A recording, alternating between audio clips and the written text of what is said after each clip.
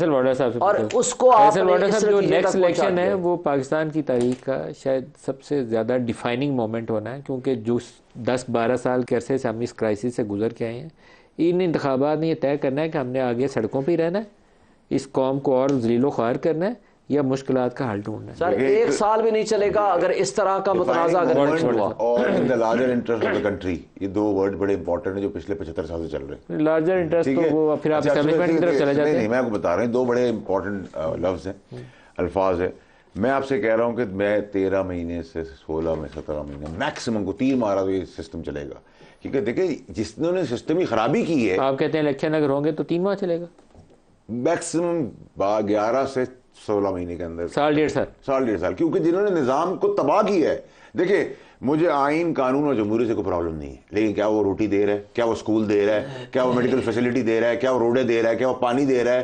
کیا وہ ہسپتال دے رہا ہے؟ غریب کا پیٹ بھر رہا ہے؟ چائے پی سک رہا ہے؟ تیل کھانے میں ڈال سک رہا ہے؟ اگر یہ سب چیزیں دے رہا ہے تو 100 سلام ہے جمہوریت کو۔ اگر یہ چیز نہیں دے رہا اور غریب کا حق مارتا جا رہا ہے، مرتا چلا جا رہا ہے، مطلب کیا ہونا چاہیے اس کا مطلب؟ سر اس کا بہت سمپل سا جواب ہے، آپ کو یہی ایکسپائرڈ لیڈرز کا ہی نام ہے، ان کی نالائق اولاد کو ہم لے کے چلیں۔ یہ ڈاکٹر صاحب بیٹھے ہوئے، ان کو لے آئے، وہ ان کو لے آئے، علی محمد خان جیسے لوگوں کو پارٹی میں لے آئے، کہ صاف ستھرے لوگ 24 کروڑ عوام کے اندر یہی لوگ ہیں۔ اس کے علاوہ ہو ہی نہیں سکتا۔ پاکستان ان کے باپ کی جاگیر ہے، دیکھیں انڈسٹری ہے، کس کو بھی دے دے۔ 2011 میں اسٹیبلشمنٹ نے ایک چیز سوچی جو آج آپ دوبارہ اس کو 2023 میں دہرا رہے ہیں۔ انہوں نے کہا کہ یہ باریاں لگا کے بیٹھے ہوئے ہیں، پاکستان کو ڈبو کے کھا گئے ہیں یہ سارے، جنہیں نواز شریف بھی چور ہے، زرداری بھی چور ہے، اس لیے عمران خان کو سسٹم میں لانچ کرتے ہیں۔ یہ اسٹیبلشمنٹ نے 2011 میں لانچ کیا ہے پی ٹی آئی والے فنومینا کو، پورا زور لگا۔ اکتوبر 2011 کے جلسے سے لے کر 2018 میں اس کی حکومت بنی۔ اب فوج پوری، اسٹیبلشمنٹ پوری، اور اس کی آمنا سامنا ہو رہا ہے، کیونکہ 9 مئی کو وہ فوجی اداروں کے اوپر ہی چڑھائی ہوگی۔ یہ آپ کا تجربہ ہوا ہے، سر میری یہ آپ آرٹیفیشلی تجربے نہیں کر سکتے، یہ ایوالو ہونے دیں نیچے گراس روٹ سے۔ آپ نے بالکل 9 مئی کا واقعہ آپ نے یاد دلایا، پی ٹی آئی کا، بالکل کنڈیم کرنا چاہیے، اس پہ کوئی معافی نہیں ہے، دشمن بھی کام نہیں کرتا، بول کے تھک گئے ہیں۔ لیکن کیا ہم یہ بھی بھول جائیں کہ طیارہ ہائی جیک کیس جس میں نون لیگ نے، نواز شریف صاحب نے ایک آرمی چیف کو، سٹنگ آرمی چیف کو جہاز میں اغوا کر کے انڈیا اتارنے کی کوشش کی اور نیچے پنجاب پولیس کا میڈل لگانے کی کوشش کی، وہ بھی بھول جائیں ہم انگلش شیڈی پہ جانا ہی بھول جائیں، ہم سب کے ماضی بھول جائیں؟ کیا وزیر اعظم کو ایک اور آج باجوہ صاحب کا انتخاب کر رہے ہیں، ایکسٹینشن کیوں سب نے مل کے دی تھی؟ سب نے مل کے کیوں دی تھی؟ پی ٹی آئی سمیت، نون لیگ سمیت، پیپلز پارٹی سمیت، اصولی کیوں بنے تھے؟ کیا وزیر اعظم کو آرمی چیف کو ڈسمس کرنے کا اختیار تھا 12 اکتوبر سے پہلے یا نہیں تھا؟ وزیر اعظم کو آرمی چیف کو ڈسمس کرنے کا اختیار تھا 12 اکتوبر 99 کی آپ نے مثال دی۔ وزیر اعظم کو آرمی چیف کو ڈسمس کرنے کا اختیار تھا؟ نہیں، یس سر نو؟ نہیں سر، آپ دونوں کا کمپیریزن کریں۔ آپ یہ کہیں کہ ڈاکٹر صاحب کی کافی اور میری کافی، بھائی اس نے بھی کام کیا، اس نے بھی کام کیا، اس نے بھی کام کیا، ساری پارٹی 12 اکتوبر 99 کی بات کریں۔ نہیں سر، اب الطاف مائنس کر دیا آپ نے، اس سے بھی گالی دے دی۔ آپ مجھے جواب دیں پہلے، 12 اکتوبر 99 کیا وزیر اعظم میرا کا کیا بہت سیدھا تھا؟ حساب کتاب ہے، یہ ساری 18 پارٹیوں نے سپریم کورٹ پر اٹیک کیا ہے۔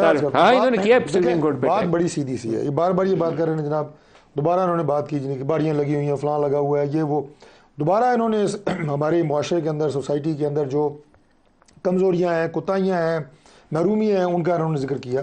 دو میرے بڑے سمپل سوال ہیں۔ پہلی بات تو یہ ہے کہ جو پولیٹیکل پارٹیز ہوتی ہیں وہ اسی لیڈر کے نام کے اوپر الیکشن لڑتی ہیں کہ جس کے نام کے اوپر ووٹ پڑتا ہے۔ جو ووٹ نواز شریف کے نام پہ پڑ سکتا ہے وہ ڈاکٹر طارق کے نام پہ نہیں پڑ سکتا، یہ ایک حقیقت ہے، یہ مجھے بھی پتہ ہے، یہ سب کو پتہ ہے، پتہ ہونی چاہیے۔ یہ بات ہوتی ہے آپ کو مقبول ترین لیڈر کے پیچھے الیکشن لڑنا پڑتا ہے، اس کے نام کے ساتھ آپ کی پارٹی کے نام جڑا ہوتا ہے، یہ پہلی بات کا جواب ہے۔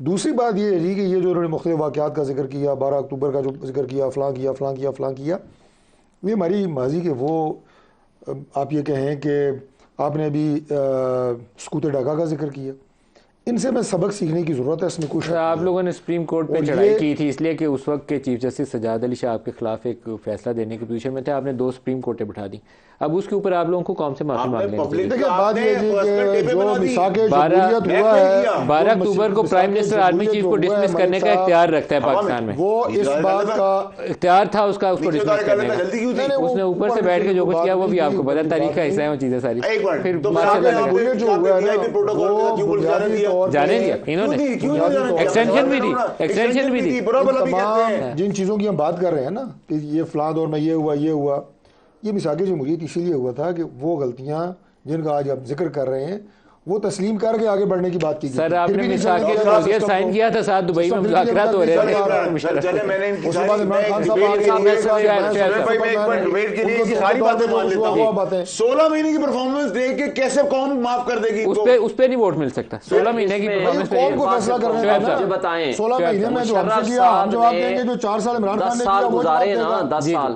کیا انہوں نے مسائل حل کر لیے؟ کیوں این آر او دیا تھا پیپلز پارٹی کو؟ کیوں این آر او دیا تھا باقی جماعتوں کو؟ کیوں اس نے پراپرلی احتساب نہیں کیا؟ اور وہ پیٹریاٹس کس نے بنائے تھے؟ وہ پی ایم ایل کیوں مسلم لیگ نون کے بطن سے کس نے پیدا کی تھی؟ وہ چلا لیتا نا، مسائل حل کر لیتا. اچھا اس سے آگے جاتے ہیں، مجھے بتا دیں کیا ضیاء الحق نے مسائل حل کر دیے سر؟ تھے؟ ماشاء اللہ یہ ادوار جو ہے نا ان کا انجام 71 تھا. پھر ان کا ادوار یہ جیش لشکر سپاہ تنظیمیں زیادہ پھر اور اس کے بعد مشرف کے بعد ہماری جو آج سول ہو رہا ہے. سوسائٹی کے اندر اور بلوچستان کے اندر جو انریسٹ ہے یہ مشرف دور سر ہے. میں صرف آپ کو آخری بات کر دوں، آج بھی اصغر خان کیس اور فیض آباد دھرنا کیس کے اوپر ایگزیکیوٹ کر دیں، ہوگا. آپ کے 100% مسائل فیوچر کے کم سے کم جمہوریت کے حل. فیض آباد پہ پوچھ لیں کیا بالکل ہوگا، ایگزیکیوشن ہوگی. فیض آباد دھرنے اور کے اوپر اصغر خان فیصلہ کیس. دینے والے جنرل جسٹس فائز عیسیٰ ہیں، ہاں وہی دیں گے. اور جو نام ہے جنرل فیض کا نام ہے، جس کا بھی نام ہے، بڑے بڑے اس کا نہیں ہے، سبھی کا ہے. خانوں کا نام ہے، اس پہ ایگزیکیوشن ہوگی. وہ 1 ہے 2 ہے 6 ہے اور جو بھی ہے. اصغر کیا خان کیس، جسٹس اصغر فائز خان عیسیٰ کیس اس موجودہ کیئر ٹیکر سیٹ اپ کو طلب کر کے کہیں گے کہ وہ جو آرڈر تھا اس کے اوپر عمل درآمد کریں؟ سر دیکھیں ایگزیکیوشن چیف جسٹس فائز صاحب ضرور کروائیں گے 100%. اگر اللہ کے حکم سے اس کے اندر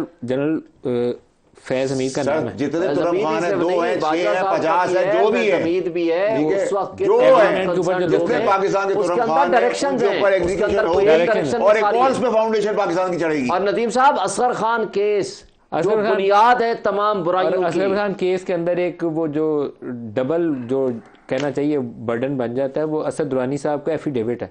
پھر جو ایفیڈیوٹ ہے اس کے بعد اس کی صورتحال بالکل ہی مختلف ہو جاتی ہے، کیونکہ ایفیڈیوٹ سپریم کورٹ میں جمع کرائے ہیں اور لوگوں نے ایکسیپٹ کیا، ہم نے پیسے دیے ہیں. تعریف اور اس کے بعد آپ کی جماعت کی حکومت ہی فیض آباد دھرنے کے اوپر آپ کے جا کے وہاں کچھ منسٹرز کو گواہی دینی پڑے گی. احسن اقبال صاحب وزیر داخلہ تھے، ان کو بھی بتانا پڑے گا. لیکن جو سپریم کورٹ اگر بلائے گی تو ضرور جائیں گے. عدالت عظمیٰ ہے، اس کے نہ فیصلوں سے ہمیں کوئی اختلاف ہے اور نہ اس کی طلبی سے کوئی اختلاف ہے. لیکن فیصل ووڈا صاحب آج پتہ نہیں ترجمانی کس انداز سے کر رہے ہیں، کیا کر رہے ہیں. آج تو انہوں نے بڑی خطرناک بات بتائی. انہوں نے کہا کہ وہ ایگزیکیوشن ہوگی فیض آباد دھرنے. آخری بات کر رہا ہوں کہ ترجمانی کس کی کر رہے ہیں. آپ کی کر رہے ہیں. آپ کو کافی پلائی آج انہوں نے. اس کے لیے میں شکریہ ادا کرتا ہوں.